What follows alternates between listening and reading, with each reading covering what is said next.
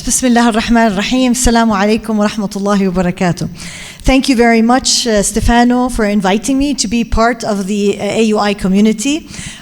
This is my third day, I think, here since I arrived, and every day is even better than the one before it. So thank you very much.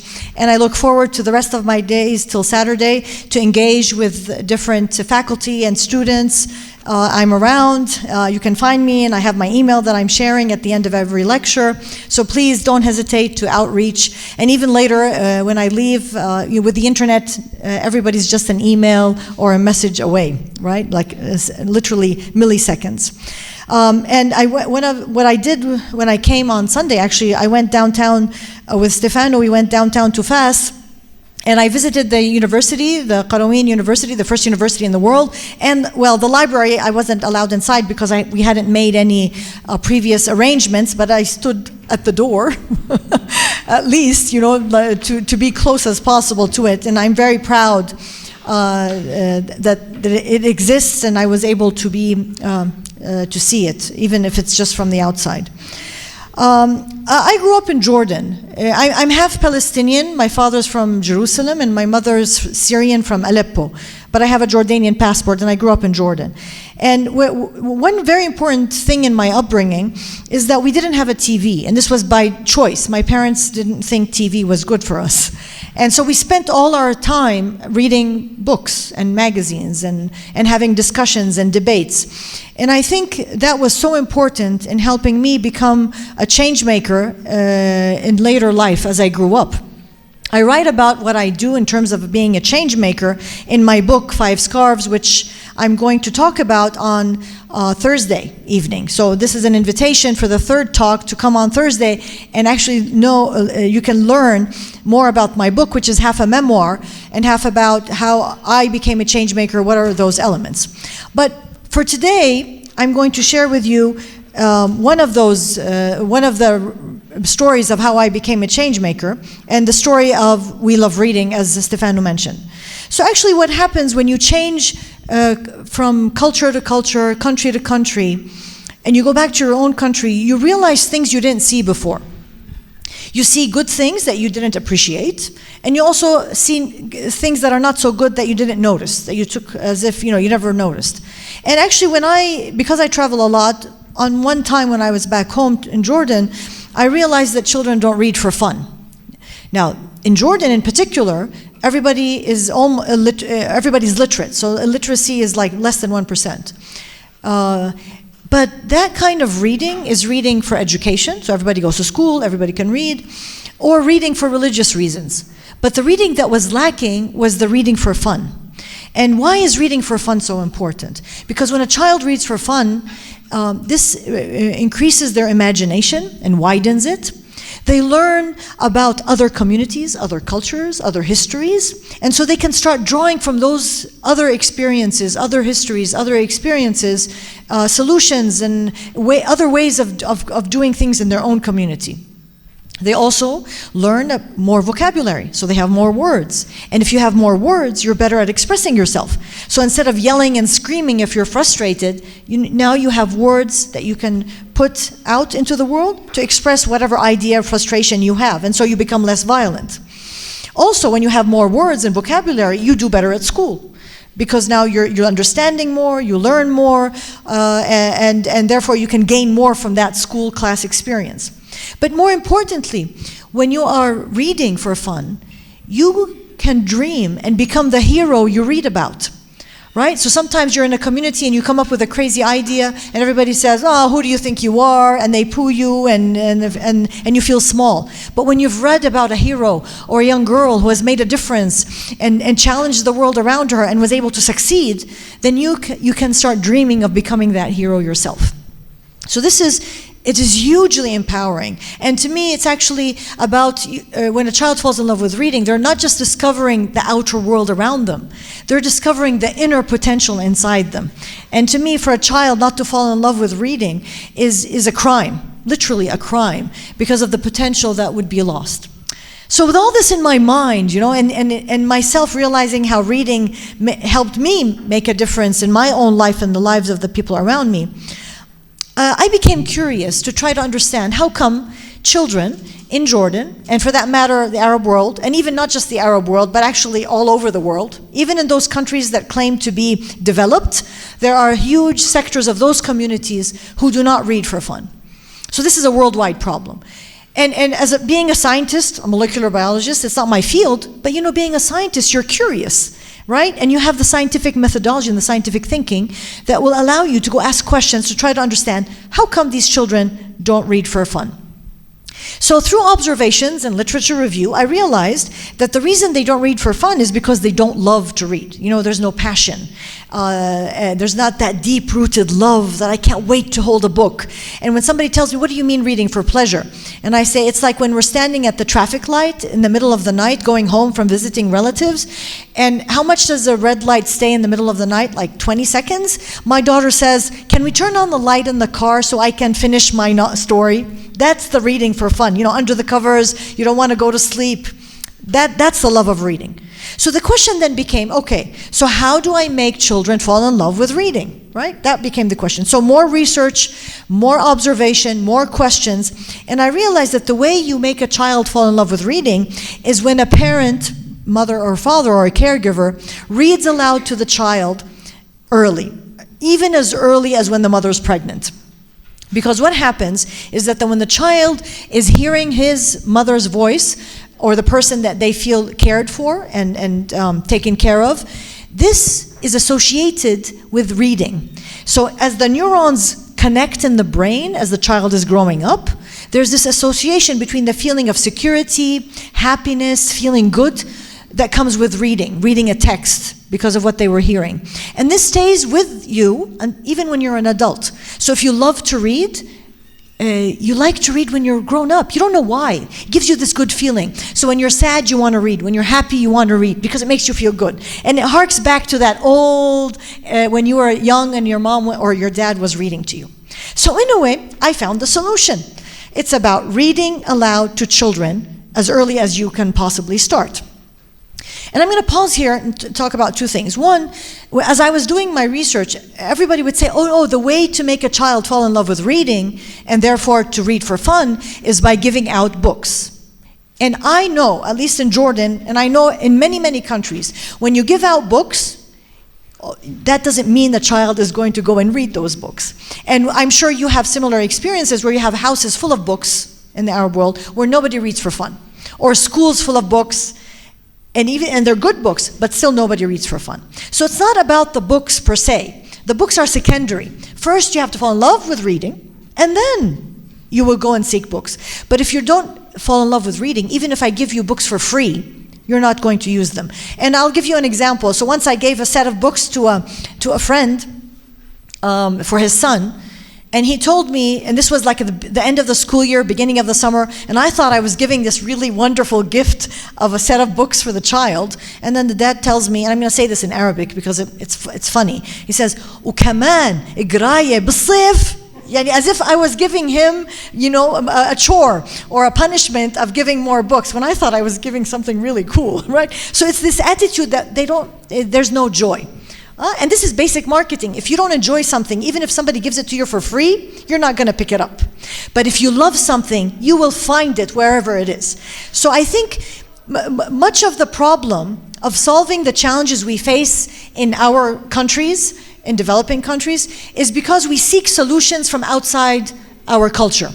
So for example, for this particular issue of reading, I am sure there were experts in Jordan who realized that children don't read for fun. And obviously, they would go and ask for advice from those who actually read for fun. And in this case, let's say certain countries in the West. Now, those certain countries in the West, and let's take, for example, the US, they would say, your kids don't read for fun, right?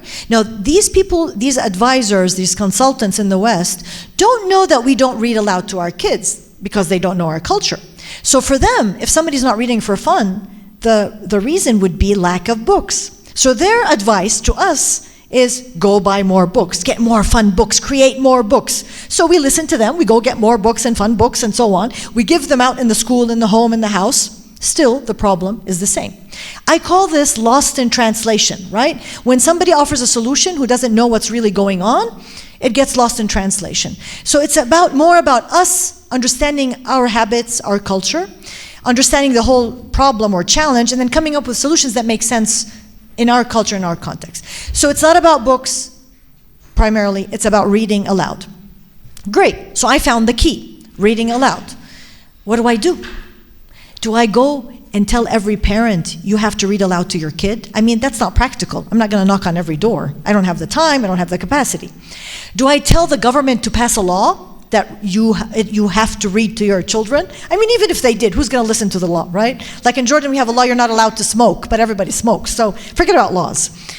So what do? I mean, knowledge is responsibility. And being a Muslim, we know Hadith Rasul Sallallahu Alaihi Wasallam in Arabic, كُلُّكُمْ رَاعٍ وَكُلُّكُمْ مَسْئُولٌ عَنْ رَعِيَّتِهِ. So I have a responsibility with this knowledge to do something for my community, which is Gandhi, right? Be the change you want to see in the world.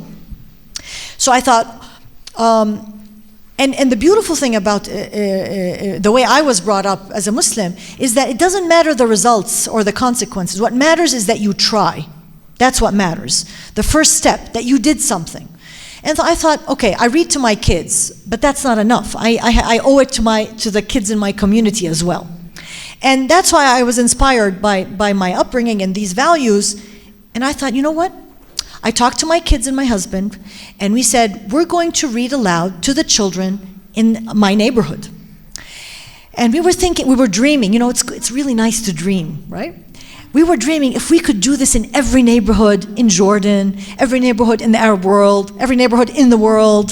This is great. And nobody's counting our dreams. And we thought we needed a space where all the children could come, that they don't have to pay money to go to, that are accessible, safe. And when you look around you in Jordan, and I think it's the same in Morocco, what's in every neighborhood? There's a mosque in every neighborhood. And we thought, why don't we use the mosque? It's got a carpet, it's got a bathroom, it's in every neighborhood, it's empty 3/4 of the time. I thought, that's perfect. So we talked to the imam who's in charge of the mosque, and we told him, me, the neighbor, so he knows me, I'm from the neighborhood. I'm not like, who is she, what's her agenda, what is her purpose? She's Abdullah, Jara, she just wants to read to the kids. So he got excited, the imam got excited, and he said, what about announcing it in the Friday prayers? And so he was, thinking it out through as well. And so he announced on the Friday prayers that there's going to be a reading aloud on Saturday morning. This was February 2006. And of course, the parents who were in the mosque who attended the Friday prayers, when they heard reading aloud in the mosque, what occurred to them? Reading, education, in the mosque, religion. Cool, we're parents, we want everything for our kids, education, religion. Well, poor kids, they woke them up Saturday morning, it's their weekend, they want to sleep. Nope, you got to wake up, you have to go to the mosque, you have to listen, there's going to be some education. Now, our kids are very obedient. They don't like it, but they listen, they have to. So they all came to the mosque on Saturday morning. Now, of course, what was happening there it was me. So you remember, I used to be a school teacher in another life, and I'll tell you about that on Thursday when I talk about my book. And because I was a school teacher, I had these funny hats. I taught from 1st grade to 12th grade. So I got that funny hat. Actually, that's me. I have a funny hat, and I got some puppets. And then I went and bought some children's books. And from my research, in order for a child to fall in love with reading, it has to be in your native tongue. So it can't be, I'm in an Arab community in Jordan, it can't be in English or French or whatever. It has to be in Arabic because the child can understand what's going on. So I went and bought a set of 25 books in Arabic. And the books had nothing to do with education, not one word. They were fun books. They were about the boy who wants to run away. They were about the boy who didn't listen to his mom. It was about the boy or the girl who, hated being kissed by her auntie every time she went and visited, right? So those are the stories that I got them. And they were very colorful illustrations. You can see actually some of the books here. And then I had my puppets, and I read aloud in an animated way. So no education, no religion. So what happened with the kids? They fell in love with reading, right? They fell in love with the book. And what I did is not just I read aloud in their native tongue, these books that they could relate to and see themselves in the book. They line up so that they can take those books home. Why? So that they can start reading aloud themselves, reading to their siblings, to their friends, and begging their parents to read aloud to them. So rather than the parent begging the child, come here, I want to read to you, sit down, we actually flipped the whole thing where the child was begging his mom or dad, please read to me. And if they didn't want to, they were reading themselves. And even if they didn't know how to read, you can look at the pictures because they're highly illustrated and make up your own story. So we succeeded in making these children fall in love with reading. And the responses we got from the parents is that the kids, of course, were waking up Saturday morning begging to go to the mosque to attend the reading aloud because they could bring back the book they took and exchange it for a new book. So you really don't need even a library to put the books in because all the books go out and next week they come back in. And then they go out and they come back in. And this space where we were reading aloud, we called it the We Love Reading Library. So it's not a real physical library, it's a space where people have fun reading aloud. It's a living library, so to speak. Now these kids, they did better at school, they wanted to go to school. Why? Because they realized if I go to school, even if the school is not good and the teachers are not trained and whatever, I don't care. I want to go to school because I want to learn how to read so I can unlock more of that magic and have more fun by reading more and more books. So we created a motivation, an incentive to want to find a book. Now you start giving out books because you condition the kids, you prime them to want to read and to fall in love with reading. And of course, the parents told us that these kids had more confidence, they were calmer, they were doing more useful things, they were demanding books instead of toys for gifts. So we were really able to change these children. Now, for 3 years, I read aloud in my neighborhood. And every time I would try and go and tell somebody that this works, this is a great program, I've made a difference in my community, and especially that I paid for the first 25 books, and then later on, the community would come together and gather money to buy more books. So it became self-sustained within the community, and the community kind of owned it as it went forward. But everybody would pat my back and tell me, good job, Rana, and that was it. Nobody believed that it could go further or beyond to fulfill our dream of having a library or a reading aloud in every neighborhood in Jordan, or for the world for that matter. And for those 3 years, I actually tinkered with the program, kept trying to change it, and in a way, retrospectively, I was doing human-centered design without knowing it, right? Adding something, it doesn't work. Removing something, it doesn't work. And remember, I was a volunteer. I still had a family of 4 kids. I was a researcher. I was a teacher. I was a scientist at the university. So my job was still happening while I was doing this on the side. So I had to make sure that this program was easy and only took from me like 2 hours a month, which is nothing, right? 2 hours a month. So I really tinkered with it. And also, I'm a biologist, so I have to put biology into everything. So to me, it was like I was doing evolution because I was like, it was selection for the most fit program to work in a way. And so that was the program. Oh, I wasn't showing that. So that's them lining up, and that's the kids, reading by themselves. And so this program is what we call today, We Love Reading. And this is the manifestation of what it really is. This was a picture taken by coincidence, and it really shows what We Love Reading is all about. So, she is really somewhere else, right? So what happened after 3 years? So in 2009, a friend of mine told me, Rana, there's this organization called Synergos, that has a program called Arab World Social Innovators. It was a new program, and they told me, why don't you apply? So the story I just told you, I wrote it down, and I submitted it to this award, and I won the award. And what happened with this award is that they gave me money. Actually, they gave me $34,000, which is great for an individual, by the way. I wasn't an organizer. I was just me, Rana, Abdullah in the neighborhood reading to the kids. But money is good, but it wasn't actually the money that helped me go beyond. It was the credibility that now somebody gave me some credit and gave me value, so that now when I knock doors, everybody would listen and invite me. And this is human nature. If somebody vouches for you, others will jump on as well.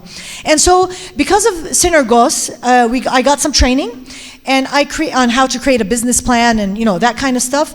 And I created my own NGO, and I called it Taghyir, change because I wanted to do other things underneath this umbrella, this legal umbrella of the nonprofit. So We Love Reading, the program, became a program under the umbrella of the nonprofit organization Taghir.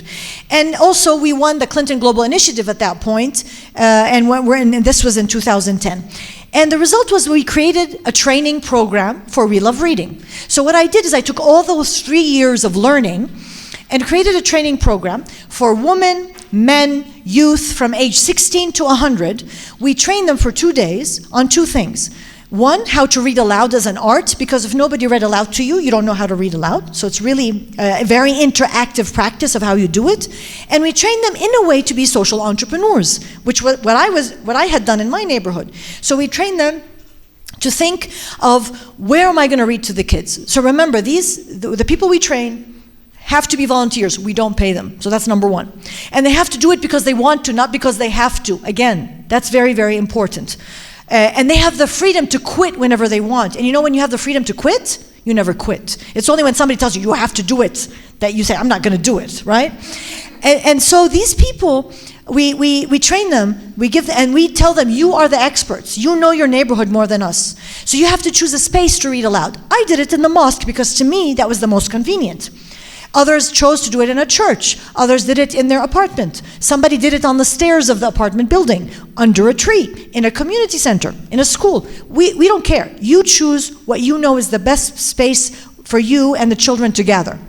And you also figure out what time of day that you know the kids are free and you are free, and on which day of the week, and how regular, twice a week, once every 2 weeks, it's up to you. You're in charge.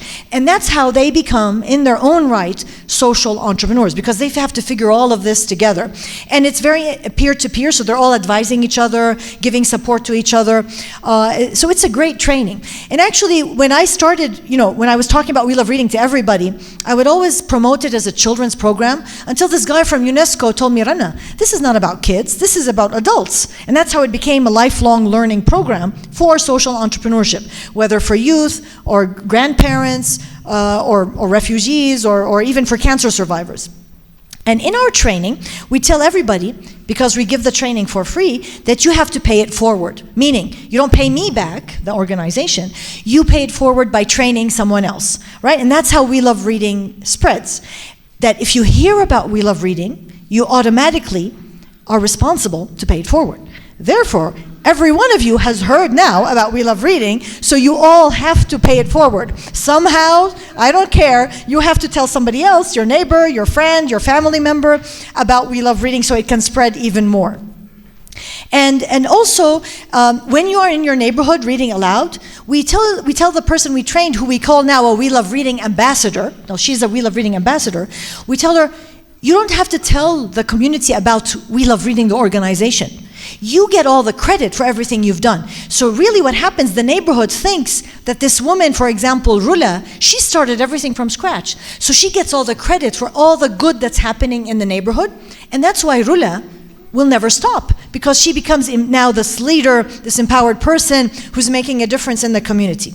So we have, because of this pay it forward and because of the simplicity of our model, these are some statistics: how many people we've trained, how many We Love Reading libraries have been established, how many children have been read to, how many reading aloud sessions, how many books we've been given out, and how many countries we've spread to. Actually, the number's wrong. We're in now 55. We need to update that. So we have spread all over the world. We are today in 55 countries. Last week we got a call from Ghana, and the week before we got one from Guatemala. So We Love Reading is spreading. And the cool thing is that this is a program that started in an Arab community in Jordan, that is being used not just in other developing countries, Ghana, Southeast Asia, or Latin America, but actually even in the developed world, let's say, for lack of a better term. So our program is being implemented in Germany, in England, in the US, and not just among refugees and migrants, but even, as we said, there are socioeconomic sectors of the community that are in need. But when New York City came to me and told me, Rana, we're going to implement your program, I said, but wait a minute, you guys have public libraries and you read aloud to the kids. Why do you want my program? And they said, oh no, your program is about community coming together. In the West, neighbors don't know each other, and your program is about bringing the community together. So that was an added benefit that we never thought about. But this is a result of anything that is organic and grassroots delivers a lot more than if you just designed it on a table in another far removed culture or space. And the cool thing, these 55 countries are those who contacted us and told us that they heard about the program and they're implementing it. But apparently there are people who have heard about it and have not contacted us. So I'll share with you a story. Last year I was visiting University of Illinois at Urbana-Champaign. And I was invited to give a talk about science, nothing to do with We Love Reading. And then this African-American woman comes up to me and told me, "Oh, are you the founder of We Love Reading?" And I said, "Yes." And she said, "Oh, I heard about your program 2 years ago and I do it in my church." And I thought, oh, she was my celebrity, right? Because I never knew about her. She never emailed us. So I like to think, yes, you know, we dreamed it's going to be in every country, in every neighborhood in the Arab world, all over the world. It's good to dream. And when I do the training, because when I did all the training, except recently we have other trainers to help. I show them this picture. So this is one of the awards we got from WISE, the World Innovation Summit in Education. And what they did is they had commissioned a book called Innovation in Education by this expert in education called Charles Leadbeater. And he had chosen 16 projects from around the world as examples of innovation in education. So one of them actually is MIT OpenCourseWare. And one of them is We Love Reading. So when I tell the women I train, look, We Love Reading is with MIT. And they told me, no, doctora, MIT is with us. You know, and that's the pride, right? That we don't need to compare to anybody. We are proud of what we are and so on. So why did We Love Reading succeed? Why have we been able to achieve what we have achieved? So We Love Reading is very simple. Somebody reading aloud to the children in your neighborhood, in your language. Actually, you don't even know how to read. You don't have to be very sophisticated. All you have to do is read a children's book. And even if you can't read it, you can make up the story from the pictures. The kids won't know, right? They'll think that you're just being very creative. It's affordable. It doesn't cost any money. All you need is 25 books, and that's enough, because a child loves to read the same story again and again and again. So 25 goes a long way. And that's why it's affordable, because the community starts coming in and pitching in. It's flexible. So you tailor it to fit your culture. In Uganda, they do it under a tree. In Nigeria, they do it somewhere else. In Argentina, they use the public library. So everybody does with it what fits them. So it's not that they're copying something. And again, it's sustainable because of the buy-in from the community and because the people who are reading aloud are volunteers. Nobody's paying them. You don't have to keep a paycheck rolling all the time. And they're doing it because they feel that they are giving back to their community. And it's human-centered because that's how we did it, even though when I started it, that wasn't the purpose. And it's evidence-based. So I base it all on research, and this is what I'm going to share with you in a minute. So actually, we've been called, as I said, a social movement, because it calls as a movement upon people who share values to work together to make a difference. Now, the cool thing because I'm a scientist, I couldn't leave this alone that's it. I had to do science. I had to prove. I had to provide the evidence. But I'm not an education, psychosocial kind of scientist. I'm a biologist. I work with genes and DNA and things like that. So I started inviting colleagues from different universities, both locally, regionally, and internationally. And of course, I went for the top-notch universities, and I invited them to come and research the impact of We Love Reading on the different aspects of the children, the adults, and the community. And that's what made We Love Reading so unique, because it is based on evidence, proper, rigorous academic evidence. So I'm going to share with you some of that evidence. First, we started studying the impact of the program on the children, especially on their behavior. And actually this came out last year, showing how reading aloud affects young children and results in changing in their behavior and attention. But we actually did our own research. What we did, the first research I'm going to share with you is work we've done with Brown University. And I show that this is like really fresh out of the oven kind of data that you're being exposed to. And we presented this at MIT in June. And so it's coming out in a paper.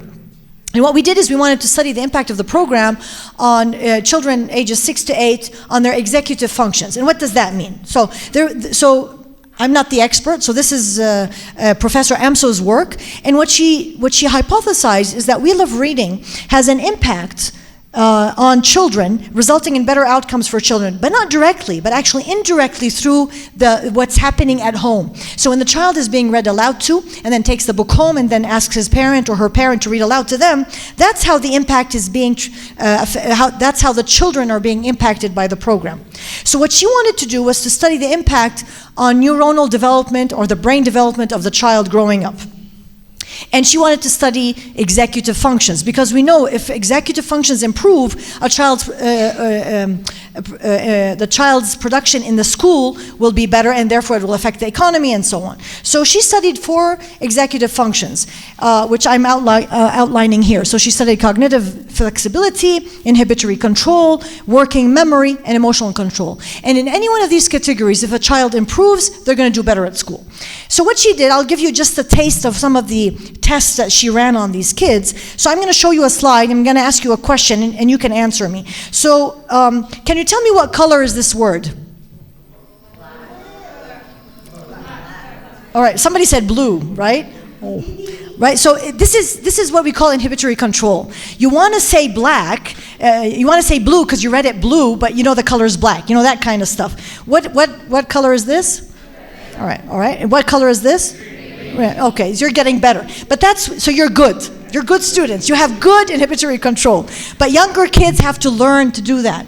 And that's what she tested with the kids to try to see how they could, does We Love Reading affect those executive functions? And it makes them do better. So we measured these kids before and after 6 months of doing We Love Reading.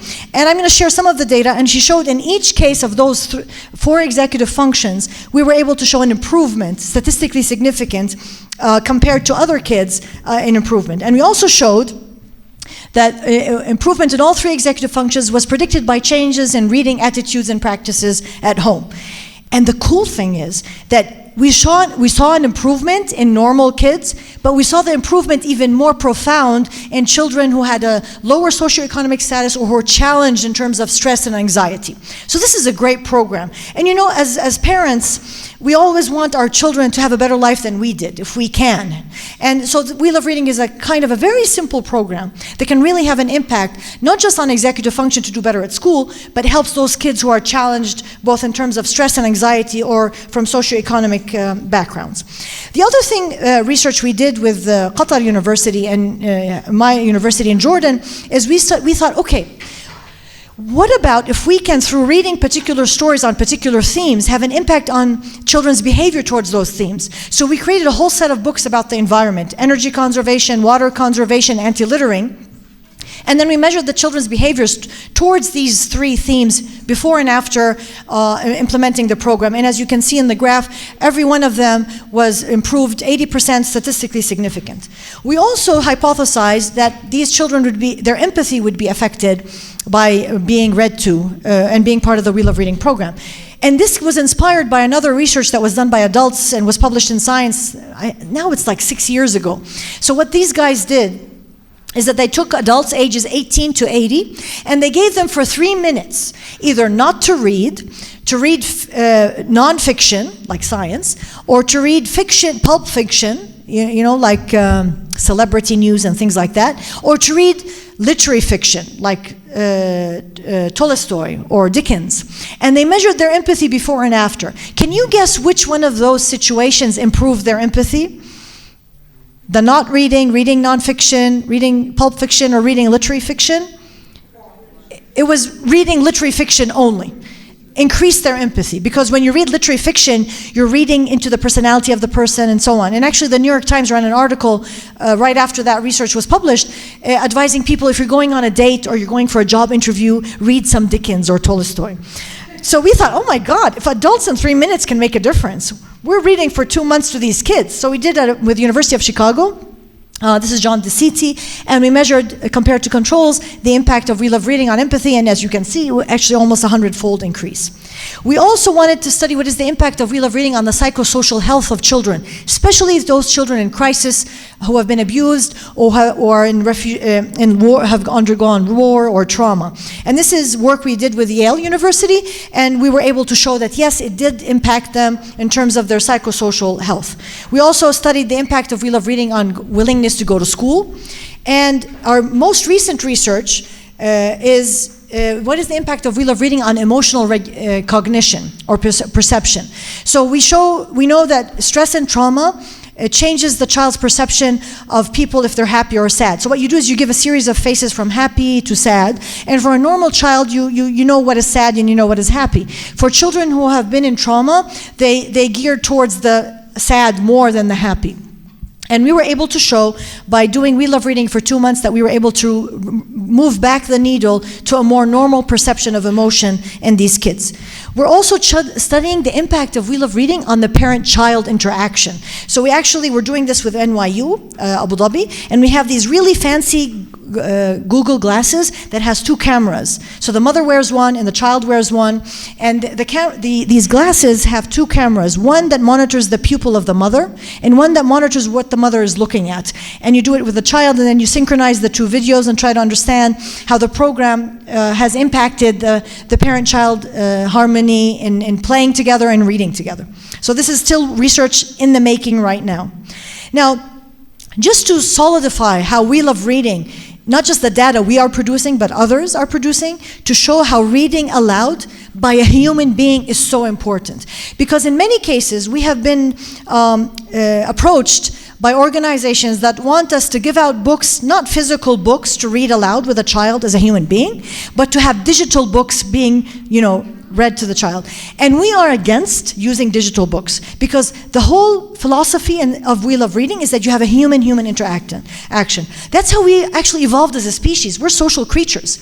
We need that to look in the eyes of the other so that and we know there's a lot of research that shows how the brain develops because of that social interaction.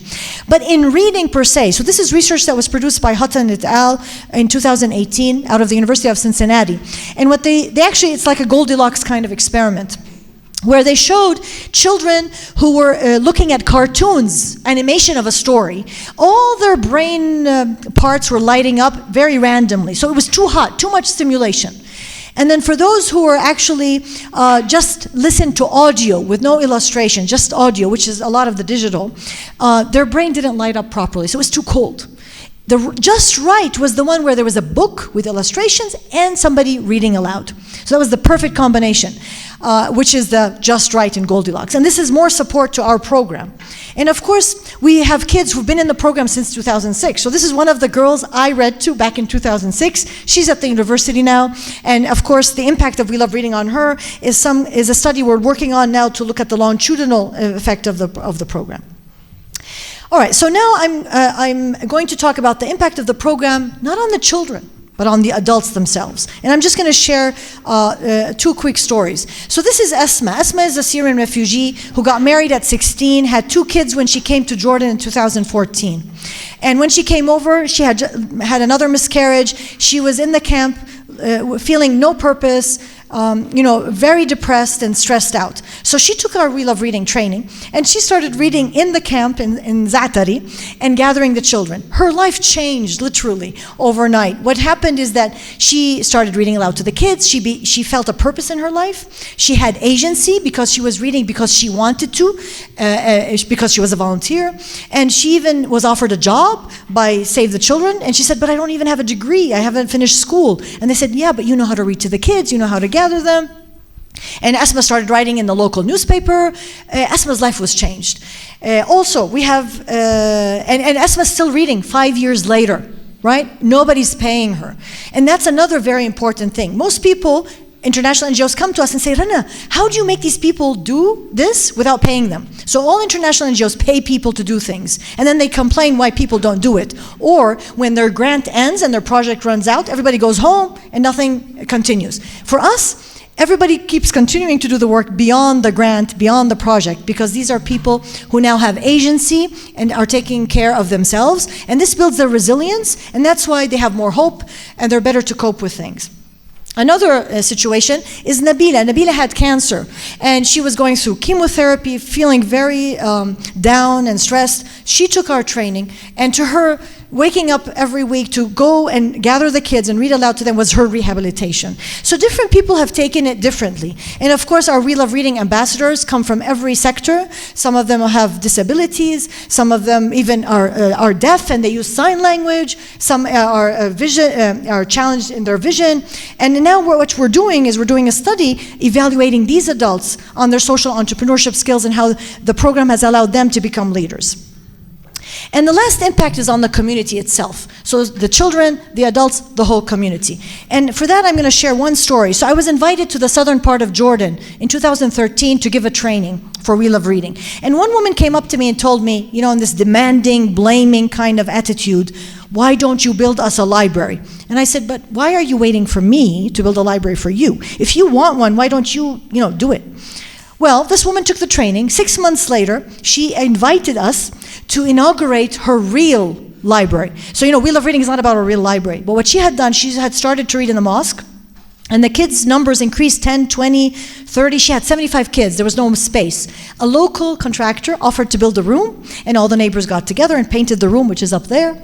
And this library we visited last year, it's still running. Now, if we had built a library for her, nobody would have taken care of it. But because it was the community itself, it sustained. So it's about the grassroots. Now, we had some challenges in how to maintain the sustainability and the quality of the program. So we did two things. One, we created an app that you can download on your phone after you take the training. And this app connects you to a global network of all the We Love Reading ambassadors around the world. And this is, Asma and Zaate said, so I can now talk to the We Love Reading ambassador in Argentina. So this is a way to keep people connected and for us to collect data in a very non-invasive way. And in terms of scaling, we don't want to be in every country. When we say we're in 55 countries, it's not that we have an office in 55 countries. It's a grassroots movement. So people are spreading. So we give it to others, so it spreads disproportionately. And we kind of drew this graph where We Love Reading is spreading, and then other people will pick it up, and then it becomes a social movement, and we can just go home and do something else. And in order to help that, we've created an online training, as well as our face-to-face training or a facilitated training where another organization can partner with us to actually implement the program within where they work, whether it's Plan International or Save the Children. I'm going to skip, this is more for social entrepreneurship, but I'll skip it. Our business model, because we depended on grants. And grants is not a very financially sustainable model. So we came up with this new model where I partner with a very rich international NGO, and we know there's a lot of those, like Save the Children and others, and we tell them, you pay us to use the program so that we can stay up and running to give it for free for everybody else around the world. So if you're an individual and call us, we give it to you for free, but if you're an organization that has a large budget, you pay for it. So it's kind of like cross-subsidy. And so, and what we do is we reduce our manpower, that we only work on research and development to maintain and develop the program, and for doing data analysis and M&E.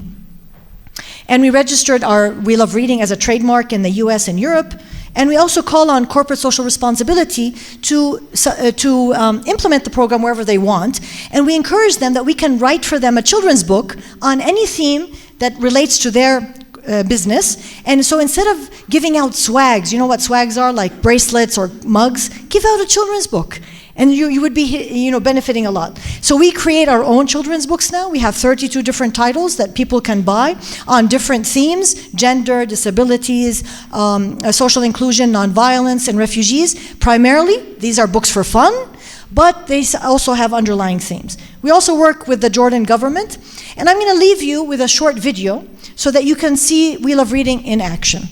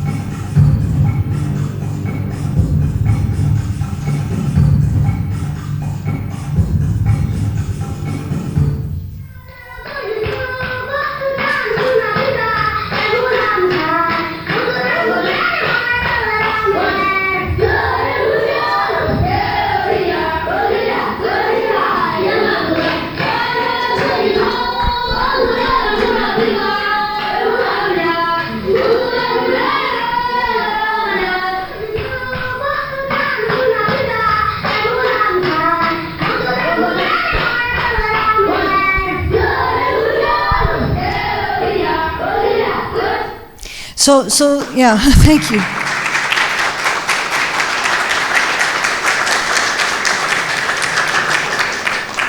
The cool thing is that when Plan International implemented in Ethiopia, they were going to shut down because they were reading in a public space that they paid money to rent, they paid the social worker to read, and they complained there were no girls, only a few boys. When they implemented our program, the refugees are reading, so they don't have to be paid, they don't go home on the weekend, and they were reading at night, in the morning, anytime. They didn't need a space, and if they're multiply displaced, they carry the program with them, and they knew when the girls were free, when the boys would come, so it was hugely successful. So We Love Reading has 4 themes. You know, it works on mental health, because it affects the psychosocial. It works on early childhood. It works on social entrepreneurship. And why is it innovative, and why did we win, for example, the last award at the UN for Science, Technology, and Innovation? Is because we have the secret sauce to motivate both the adult and the child. We use technology in the way we want, not in the way technology doesn't own us. And we have a basic framework that can be applied anywhere in the world. So we've won the many awards, and we've succeeded because we are grassroots, we're very focused, we occupy a very specific niche, and we're evidence-based. A lot of journals and people have written about us, the Stanford Social Review, the New York Times, Forbes wrote about us, PBS, the Fletcher Forum, Harvard, and our secret sauce is really that we have been able to change mindsets through reading, that people think that I can, and they don't wait for somebody to save them. They can save themselves. And to me, this is the butterfly effect, the chaos theory. I have to put some science into this. You know, the chaos theory says when a butterfly flutters its wings in China, there's a hurricane in the Atlantic. So how much does the butterfly move the wind, the air? A centimeter? There's a huge hurricane. So I think what I started in Jordan was something small, doing in my neighborhood, feeling a kind of responsibility, and now it's all over the world. And so I love to end with Dr. Seuss. He has a book called Oh, the Places You'll Go, and this kid is, cutting up the mountain and moving it, and it says, and will you succeed? Yes, 98, 3/4% guaranteed. Kid, you'll move mountains. So thank you very much.